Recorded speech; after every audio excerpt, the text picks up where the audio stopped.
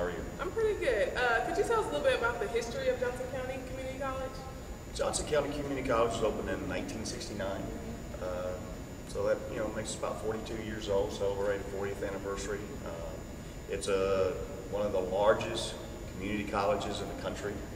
We're over 21,000 students this fall, so it's a community college that's growing. It's the third largest institution in Kansas, behind K-State and KU. So it's a rapidly growing community college. All right, and you guys have a great facility here. How important do you think it is to have a good facility and good administration, good, decent student body support your program? Johnson County Community College has great facilities. The administration, the board of trustees have always made a commitment to try to put the best facilities here for our students academically, athletically. We're in the middle of trying to upgrade our facilities here. Athletically, we added a field house about 10, 12 years ago. So we're in the process of improving facilities. There's always been a commitment at Johnson County Community College to academics, to making sure that we provide the best quality education for our students and student athletes. So from that standpoint, Johnson County Community College, as far as the college, the environment itself is a great selling point for all our athletic teams. Right. And tell us a little bit about your last season. Last season we finished the 2010-2011 season at 19-12. Played a really strong schedule. We advanced to the region finals for the 12th straight year. Unfortunately, we weren't as successful as we've been in the past, but we had a really good season. We've got 4 returning lettermen from that team, 2 starters to back off that group. So, this season will be interesting to see. From a junior college level, a lot of people don't understand that you have a new team every year. Every year you have a new team, even though you might have anywhere from 4 to 7 or 8 young men back. You've got a new team every year. All right. And being that you have a new team every year, how do you adjust to that? Do you think about that during the summertime and try to plan for the next year? Or because we do. We're just like any college program, is that you recruit your players, you recruit your student athletes. So in that process, you're also trying to plan for your upcoming season. We have a little bit of an advantage over, let's say, an NCAA school like KU, in the fact that we can watch our players all summer. We can watch them all fall. We can work with them individually when school starts. We can even work with them as a team as soon as school starts. So we get a little more time with our players. So when we start practicing October 1st, which we get an additional 2 weeks there from October 15th to October 1st, we get a couple extra weeks there. So we've got a little bit more time to work with these young men. But at the same time, there is a reason they're here. They're here to develop either academically, they're either here to develop athletically, to get bigger, to get stronger, to play against better competition. And a lot of them are here to develop socially too. All right, and with that 2-week time frame that you guys get extra, what are some of the things that you stress in that time? We stress a lot of fundamentals. Like right now, we're right in the middle of October. We've already practiced about 16, 17 times, and we've already had 4 scrimmage games. So we're able to scrimmage. We scrimmaged Baker University. We've already scrimmaged Ellsworth, Iowa, Indian Hills, Iowa, John Wood out of Illinois. We've got a big scrimmage jamboree coming up this weekend where we're going to scrimmage Pratt in Cloud County. And we play Living the Dream, which is a team of semi-professional players that we're going to scrimmage here on the 27th of October. So, that is another advantage too, that a lot of the 4-year schools, they get maybe 2 exhibition games. By the time we finish with October, we've probably played 7 or 8 times already. And that is the great thing of junior college, is that you get to play a lot of games. Right. All right, and tell us a little bit about your upcoming season. What star players do you think you have? Who will stand out? Okay. Well, as far as the Kansas City area, probably our local fans are going to recognize a lot of the names that we have on our team.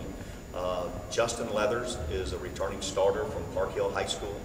Will be a sophomore on this team. He averaged 13 points and 7 rebounds a game last year. Has already gotten, we've had 4 or 5 Division I schools in to see Justin already. We've got Melvin Turner, 6'8" postman out of Lee Summit West. Really good defender, really good shot blocker. Really has developed and gotten a lot bigger and a lot stronger. He's also garnered some Division I attention since he's been here. Xavier Bass-Brooks from Harmon High School, Dante Lee from Olathe Christian, a couple of point guards that are here that are working, to improve their game and get recruited.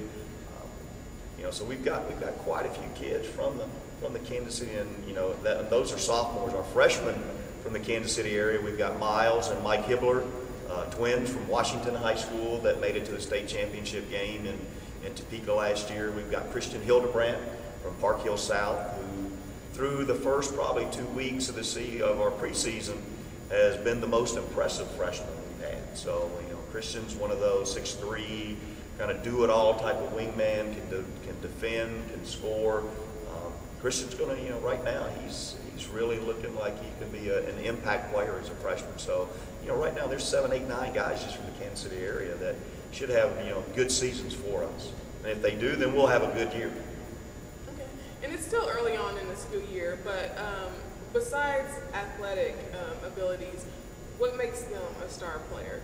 Well, what we really look for is 2 or 3 things. We look for kids that have character, that they're not characters, they have character. And they've got athletic ability, and they want an education. They may not be the greatest student in the world. We get a lot of young men here that come here because they need to develop more athletically than academically. Johnson County is a great school academically, and they can take advantage of that. But for a lot of them, it's kind of a little bit of both. They get the strength training, they get more games, more competition, they're able to develop, they're able to play. And a lot of young men, when they go, a lot of freshmen go to a 4-year school, and those freshmen, they think they want to play as freshmen. Then as sophomores, they think they should be starting. As juniors, they think they should be scoring, and then as seniors, all they want to do is win. So, with the thing we get as freshmen, sophomores, they get a chance to play. They're not going to sit on the bench. They're going to play a lot. And through that, they're able to develop.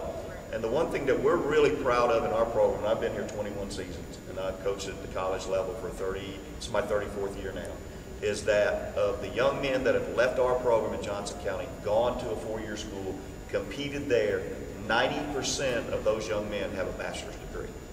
So, that's a high percentage from any program. And we don't even have control of them after they leave, but we feel like they have such a good background and they get such a great foundation here in all aspects. It really prepares them for the 4-year school. All right, shifting the gear over to you. You mentioned that you've been coaching for 34 years. How'd you end up here? Where were you before? I was at Mercer University down in Macon, Georgia, and this was 1991, and our athletic director at that time here in Johnson County was Mickey Yasko. They had a coaching opening. I knew some people from the Midwest, and I was an associate head coach at Mercer, which is kind of a low Division I school, and a lot of times you're in those schools, that's a rough road sometimes. And I'd been a junior college coach before for 4 years as a head coach, and decided I wanted to get back into the junior college level. Talked to a lot of people. The Johnson County, came really highly recommended, interviewed, and was hired in May of '91. Been here, this is my 21st season here. So. All right, Coach, give us some insight on the upcoming season. What are some things you're expecting? Okay. I'm expecting us to have, probably one of the toughest schedules in the country, and that's my fault. But that's the one thing I think we do. We play a really tough schedule. Mm-hmm. Non-conference, Jayhawk Conference is one of the best, junior college, men's conferences in the country. And we play, and then we go out and we schedule, 8, 10, 12 really tough games, in addition to our Jayhawk Conference schedule. And we really think that makes us, a very competitive team by the end of the year. And, within that schedule, we've got a trip to Iowa for a tournament up at Council Bluffs. We've got a tournament at Hutch. We've got a tournament down in Neosho County right after Christmas. So it's really, really, I think that prepares our team. We're usually really, really playing our best basketball at the end of the year. And that's what we're all about. You know, if I was more concerned with ones and winning and losing and what our record was, we would schedule a lot different. But my main concern is development of our players and making sure that we're as good a team as we can be come March 1. It counts. When it counts. All right. And you have a lot of local players come here, and you've won a number of championships. Tell us a little bit about that.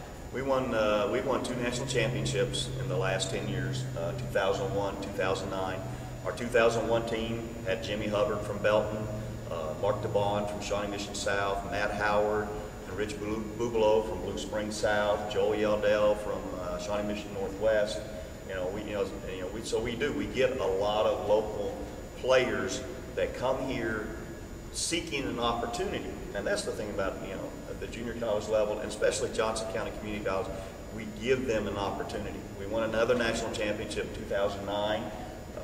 Blake Baird was on that team from Blue Valley West. Fred Patton from Hogan Prep. Darren Gavan from Olathe South. So, you see a lot of you hear a lot of the schools that are perennial powers in the Kansas City area. So it's, we attract a lot of the local young men, the ones that do not sign Division I coming out of high school, but to have that, we feel like the Division I potential. So, that's a big thing for us. We look at young men that have Division I potential, but that are good kids, but want a quality education. And we think we can offer all three of them here. All right. Is there anything else you want to say to the audience? Come out and watch Johnson County Community College basketball. It's exciting. You'll see a high level and a high quality of college basketball, probably a lot higher than what they think they're going to see when they get here. But they'll see some very competitive teams and some quality young men playing what we think is playing the game the right way, playing hard, playing together, and playing unselfishly. All right, we'll be looking forward to it. This concludes this segment of Coach's Corner. Remember, the victory we call success goes to the best prepared.